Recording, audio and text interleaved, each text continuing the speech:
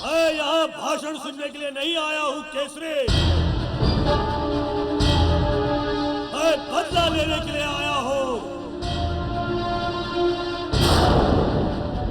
मेरे प्रतिशोध की ज्वाला तब तक शांत नहीं होगी जब तक मैं अंजन वासियों को उसमें जलाकर नष्ट नहीं कर देता।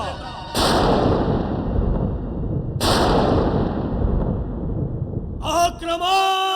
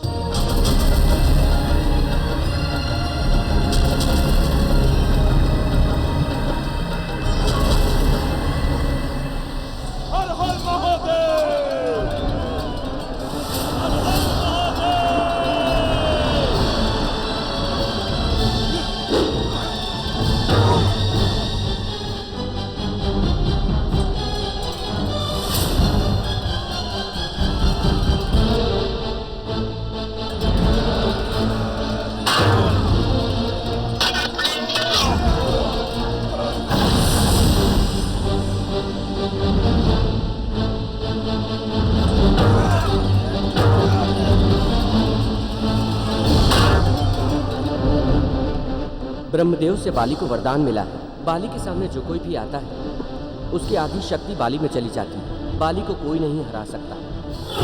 यह ब्रह्मदेव का वरदान है।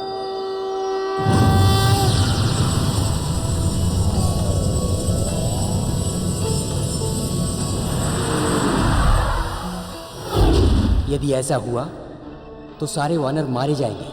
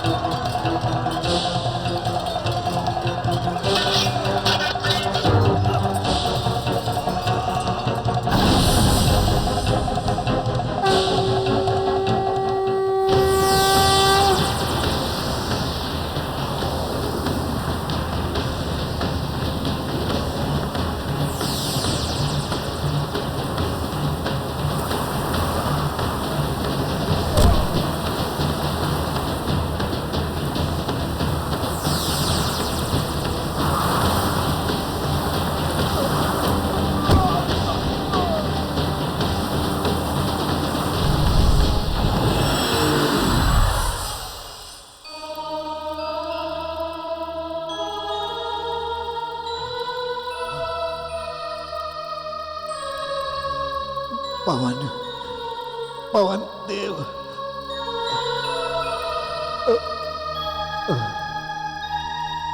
पवन देव आप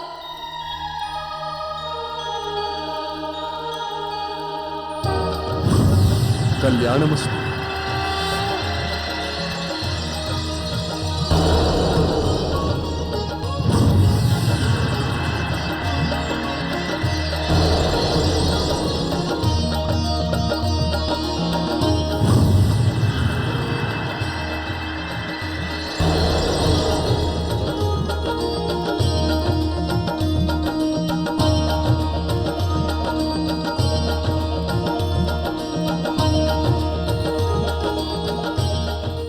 पवन देव। कल्याणमस्तु। पवन देव, आपको यहाँ के बारे में कैसे पता चला? तारा, इन बातों के लिए अभी समय नहीं है, यहां से शीघ्र चलो। जी पवन देव।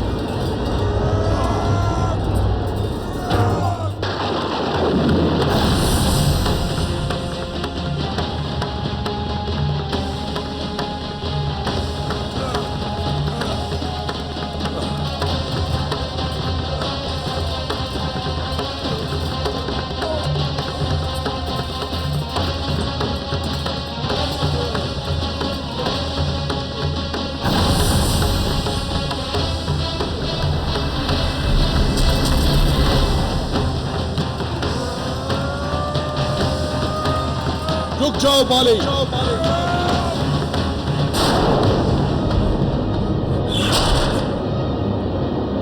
रुक जाइए स्वामी।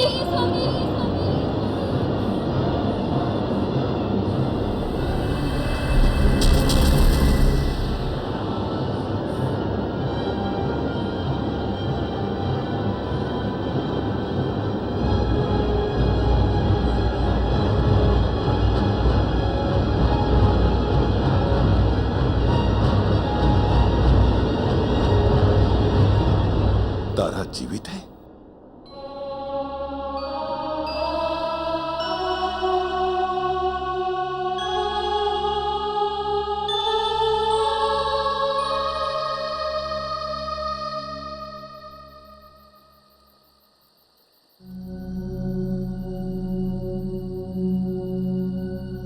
स्वामी, ये एक बहुत बड़ा षड्यंत्र था।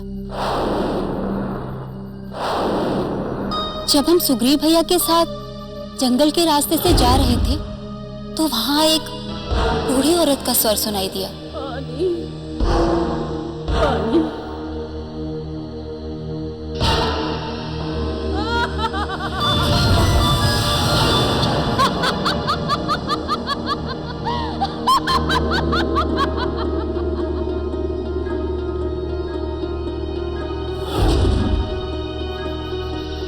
हे भगवान, मेरे साथ जो औरत गई थी वो तारा भाभी नहीं थी।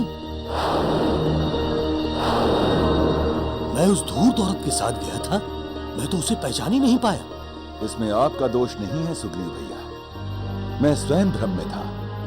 मुझे कुछ उसके आचरण पर संदेह तो हुआ था जब मैं और अंजना दोनों एकाएक उसके कक्ष में पहुंच गए।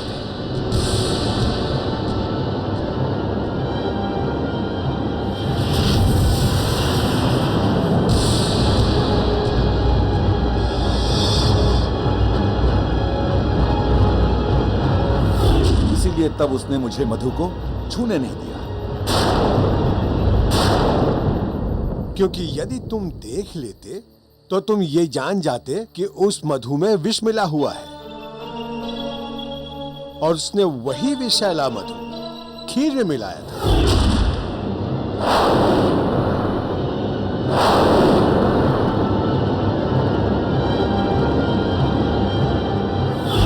ये कोई बहुत ही बड़ी मायावी असुरी का काम है।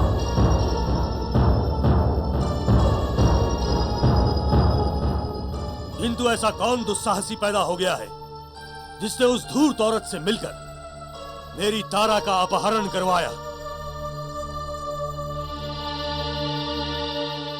और सबके साथ में रहकर उससे इतना बड़ा कांड करवाया।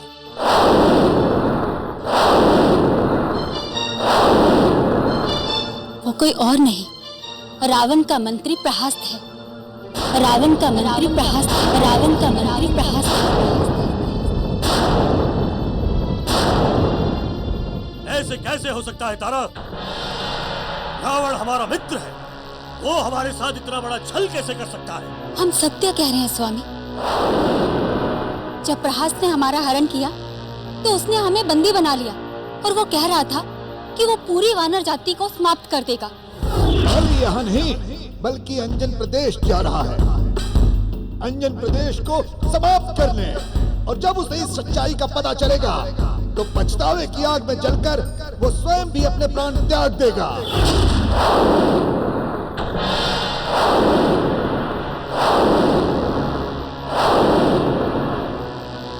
स्वामी, रावण आपका मित्र नहीं है, वो शत्रु है। वो मित्रता का ढोंग कर रहा है आपके साथ। तारा सत्य कह रही है। हम सभी को आपस में लड़वाकर रावण हमारा सर्वनाश कर देना चाहता था और उसके बाद किष्किंधा और सुमेरु पर रावण का राज्य होता।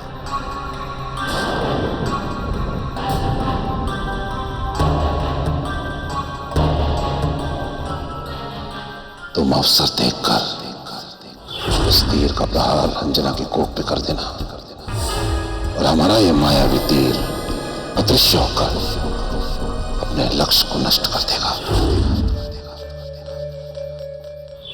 अंजना की कोख नष्ट हो जाएगी और किसी को कुछ पता भी नहीं चलेगा कि क्या हुआ।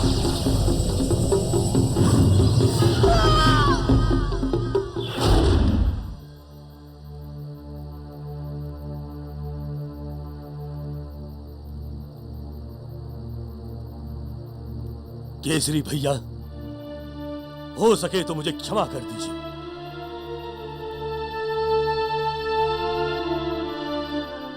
मुझसे बहुत बड़ा अपराध हुआ।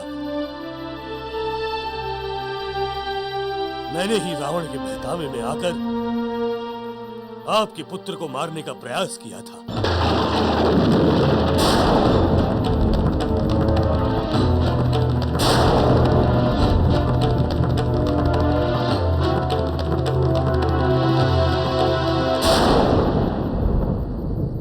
मुझसे बहुत बड़ा अपराध हुआ है।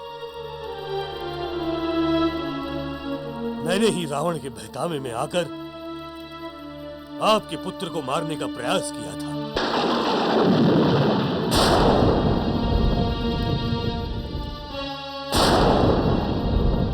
मैंने जो घोर अपराध किया है वो क्षमा के योग्य ही नहीं है।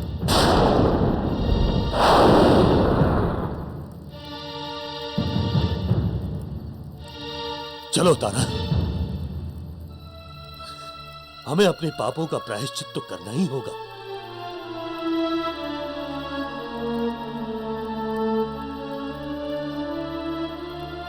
रुक जाओ।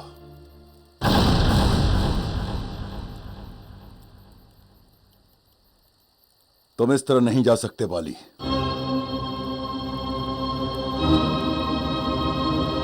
तुम्हें अपने अपराधों का दंड भोगना होगा, यहां और अभी।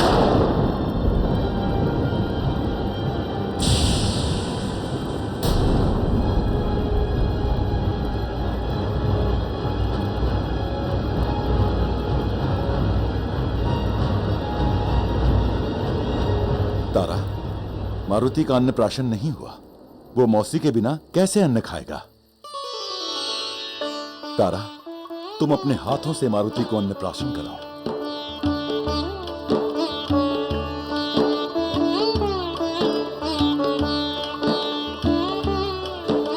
बाली, तुम भी अपने हाथों से मारुति को अन्न प्राशन कराओ।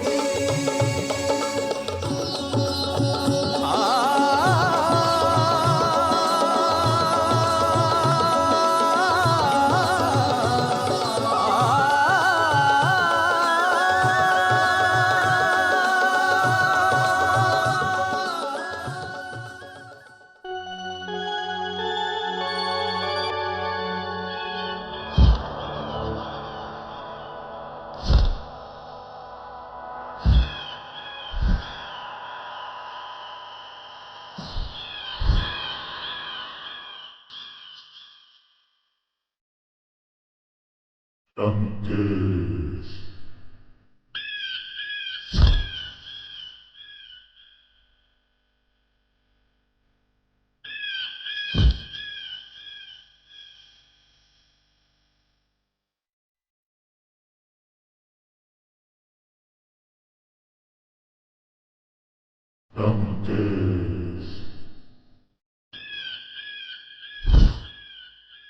इतना क्यों चिल्ला रहे हो शोक? ऐसा क्या देख लिया तुमने? और वो मायावी बालक जीवित है या मर गया? उत्तर दो।